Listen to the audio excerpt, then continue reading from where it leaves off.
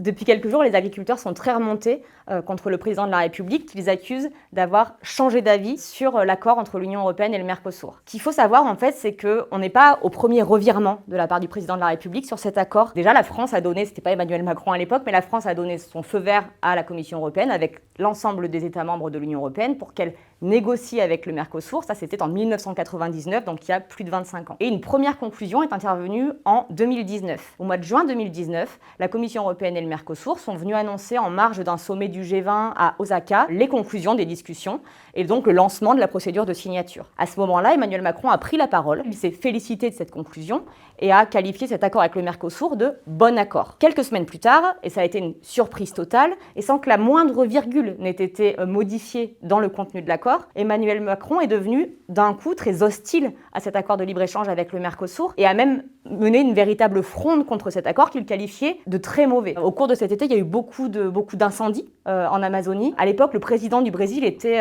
assez controversé, M. Bolsonaro, et les relations se sont fortement crispées entre Emmanuel Macron et ce président brésilien. Et c'est sur fond de conflits de personnes et de conflits diplomatiques entre le Brésil et la France que la position de la France a reviré une première fois sur cet accord avec le Mercosur. Depuis, sous la pression notamment des agriculteurs, Emmanuel Macron a répété que la France restait opposée à l'accord avec le Mercosur en y adossant à chaque fois la formule « en l'état ». Que met la France derrière cette formule « en l'état » ? Emmanuel Macron, à plusieurs reprises, a précisé cette position en posant des lignes rouges très claires, 3 lignes rouges. Cet accord ne devenait acceptable qu'à partir du moment où il ne contribuait plus à aggraver la déforestation importée, contenait une vraie clause essentielle sur l'accord de Paris. Cette clause essentielle, certains nous disent qu'elle est maintenant dans l'accord, ce qui peut prêter au doute quand on regarde le profil du président de l'Argentine, en ce moment, qui remet beaucoup en cause cet accord de Paris. Et surtout, la ligne rouge qui était posée, qui a été répétée à chaque visite du salon de l'agriculture, notamment par Emmanuel Macron, c'est celle des clauses miroirs. Cet accord